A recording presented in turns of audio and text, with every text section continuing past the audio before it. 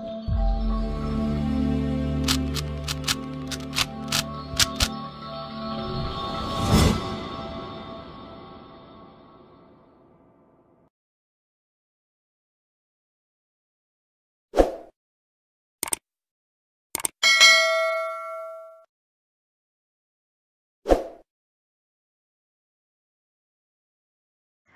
साथीहरु, स्वागत छ तपाईहरुलाई लोकसेवा ग्रुप नेपालमा। सदा जस्तै आज पनि हामी नयाँ भिडियो लिएर हजुरको सामु उपस्थित भएका छौं। कृपया तपाईहरुलाई जस्तो लाग्छ त्यस्तै प्रतिक्रिया दिनु होला। तपाईहरुको सानो सल्लाह सुझावले नै हामीलाई अगाडि बढ्न ठूलो सहयोग पुर्याउने छ र मन पर्यो भने हाम्रो यस च्यानललाई यस भिडियोलाई लाइक, शेयर र सब्स्क्राइब गरिदिनु होला। आज तपाईहरुको सामु मैले एउटा नयाँ भिडियो क्लास लिएको छु। नेपालको शैक्षिक इतिहास। नेपालको शैक्षिक इतिहासको बारेमा तपाईहरुलाई म केही जानकारी दिन गइरहेको छु। कृपया मन पर्यो भने जति सक्दो शेयर गरिदिनु होला। नेपालको शैक्षिक इतिहास। नेपालको शैक्षिक इतिहासलाई 3 वटा कालमा विभाजन गरेको छ: प्राचीन काल, मध्यकाल, आधुनिक काल। प्राचीन काल भनेको 1903 भन्दा अगाडिको काललाई प्राचीन काल भनिन्छ र 1903 देखि 1907 सम्मको काललाई मध्यकाल भनिन्छ। जो अहिले चलिरहेछ त्यसलाई 2007 सालदेखि हालसम्म जुन अहिले चलिरहेछ यसलाई हामी आधुनिक काल भनेर चिन्छौं। प्राचीन कालमा धार्मिक शिक्षामा आधारित थियो। प्राचीन शिक्षा संस्कृत र बौद्ध गरी 2 प्रकारमा बाँडिएको थियो र वैदिक कालमा आमा बुबा पछि ऋषि मुनिहरू गुरु हुन्थे। वेदको अध्ययन सकेपछि जुन सन्यास लिने महिला छन् ती महिलाहरूलाई हामीले ब्रह्मवादिनी भनिन्छ भने वेदको अध्ययनपछि गृहस्थाश्रममा प्रवेश गर्ने महिलालाई सधोवधु भनिन्छ। प्राचीन कालमा अष्टकलशले स्नान गराई स्नाक उपाधि दिइन्थ्यो। जस्तै अहिले जुन दीक्षान्त समारोह भन्ने गरिन्छ। प्राचीन कालमा नेपालीहरू उच्च शिक्षा अध्ययनका लागि नालन्दा र विक्रमशिला जाने गर्थे। लिच्छवीकालीन शिक्षा धर्म प्रधान थियो। लिच्छवीकालीन समयमा शिक्षा हेर्ने प्रशासनिक अङ्गलाई अग्रहार भनिन्थ्यो। ध्वनि शास्त्रका निर्माता अंशु वर्मालाई मानिन्छ। साथीहरु राम्रोसँग ध्यान दिएर सुनिदिनु होला। जयस्थिति मल्लले व्यावसायिक सिप सिकाउने व्यवस्था र जातीय आधारमा कार्य विभाजन गरेका थिए। सिद्धिनरसिंह मल्लले शिक्षालाई धर्मबाट अलग गरेका थिए।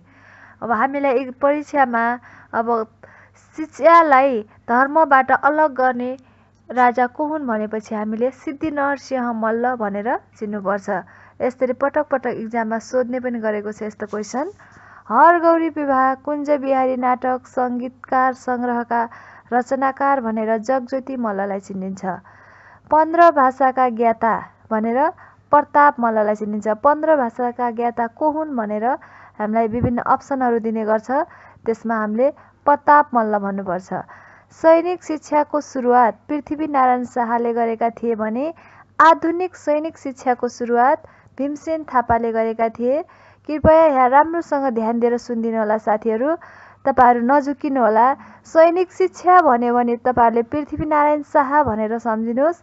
तर आधुनिक अगाडि सैनिक शिक्षाको अगाडि आधुनिक शब्द आयो भने यसमा हामीले भीमसेन थापा भनेर सम्झनु पर्छ। पृथ्वीनारायण शाहले छात्रवृत्ति प्रथाको सुरुवात गरेका थिए।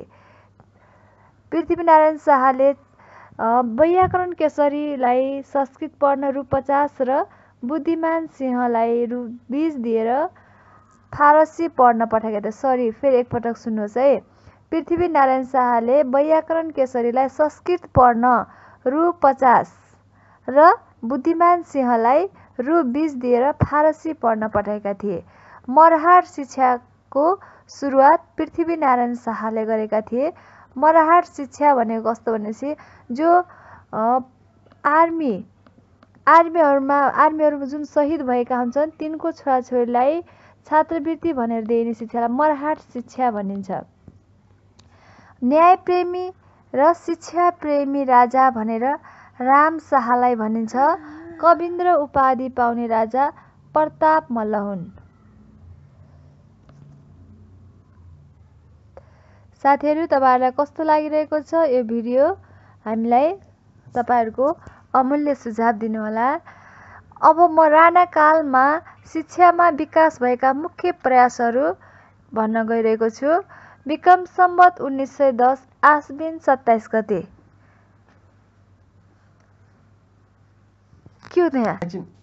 विक्रम सम्वत 1903 6 महिना 3 मा जङ्गबहादुर राणाले शासन सत्ता हातमा लिएपछि अङ्ग्रेजी शिक्षाबाट प्रभावित भई 1910 आश्विन 27 मा अङ्ग्रेजी प्रारम्भिक स्कुलको स्थापना भएको थियो। पहिलो मिस्टर केनिङ थिए भने सुपरिवेक्षक मिस्टर रोज। सुरुमा हाई स्कुलको सम्बन्धन कलकत्ता विश्वविद्यालयसँग रहेकोले कक्षा 10 को अन्तिम परीक्षा दिन कलकत्ता जानुपर्ने अवस्था थियो। 1942 देखि सर्वसाधारण जनताका छोराले दरबार हाई स्कुलमा प्रवेश पाउने व्यवस्था थियो भने 1932 देखि भाइ भारदारका छोराहरूले प्रवेश पाउन थालेका थिए। साथी, यसमा अगाडि पछाडि भएको छ, केही फरक पर्दैन, तपाईँहरूले यसलाई राम्रोसँग सुनिदिनुहोला। 1932 देखि भाइ भारदारका छोराहरूले प्रवेश पाउन थालेका थिए। विक्रम सम्वत 1934 1934 मा रानी पोखरी संस्कृत पाठशालाको स्थापना भएको थियो, जसलाई सरकारी स्थलको पहिलो संस्कृत पाठशाला पनि भनिन्छ। जस्तै अब हामीलाई परीक्षामा रानी पोखरी संस्कृत पाठशालाको स्थापना नसोधेर सरकारी स्थलको पहिलो संस्कृत पाठशाला कहिले स्थापना भएको थियो भनेर पनि सोध्न सक्छ। यसमा हामी नझुकिनुहोला, यसको 1934 भनेर सम्झिनुहोला। जस्तै अब रानी पोखरी संस्कृत पाठशालाको स्थापना 1934 मा भएको थियो। सरकारी स्तरको पहिलो संस्कृत पाठशाला पनि रानी पोखरी संस्कृत पाठशालालाई भनिन्छ।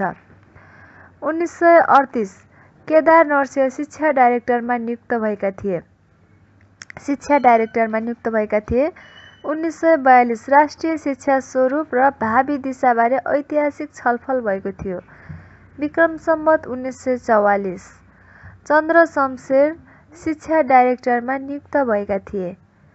1945 भारतबाट गङ्गाबाई नामकी महिलाको नेतृत्वमा महिला शिक्षाको सुरुवात वीर शमशेरको पालामा भएको थियो। 1948 रानी पोखरी संस्कृत पाठशालाको नाम राजकीय संस्कृत पाठशाला नामाकरण। 1955 नेपालको पहिलो पत्रिका सुधा सागर प्रकाशन गरिएको हो। 1957 देव शमशेरले प्राथमिक शिक्षा अनिवार्य र निशुल्क बनाउने घोषणा गरेका थिए। शिक्षाको पिता भनेर देव शमशेरलाई भनिन्छ। 1958 वैशाख 24 गते गोरखापत्रको स्थापना। 1960 विक्रम सम्वत 1960 मा केटाकेटी पढाउने किताब तर्जुमा अड्डाको स्थापना भएको थियो। श्रेष्ठता पाठशालाको स्थापना विक्रम सम्वत 1962 मा भएको थियो। 1967 मा पासजास अड्डाको स्थापना भएको थियो, जसको हाकिम पण्डित लोकराज नियुक्त भएका थिए। 1972 उपत्यका बाहिर सिराहामा पहिलो अङ्ग्रेजी मिडिल स्कुलको रूपमा चन्द्र मिडिल स्कुलको स्थापना भएको थियो। 1972 भाद्र 27 गते त्रिभुवन चन्द्र कलेजको स्थापना भएको थियो। 1976 चन्द्र शमशेरले भाषा पाठशालाको निरीक्षण गर्न पाठशाला बन्दोबस्त नगरी फाँट अन्तर्गत इन्सपेक्टरी अफिस खडा गर्न लगाएका थिए। 1976 लेफ्टिनेन्ट जनरल बहादुर शमशेर शिक्षा विभागको डाइरेक्टर जनरल अफ पब्लिक इन्स्ट्रक्सनमा नियुक्त भएका थिए। 1977 सुनौ न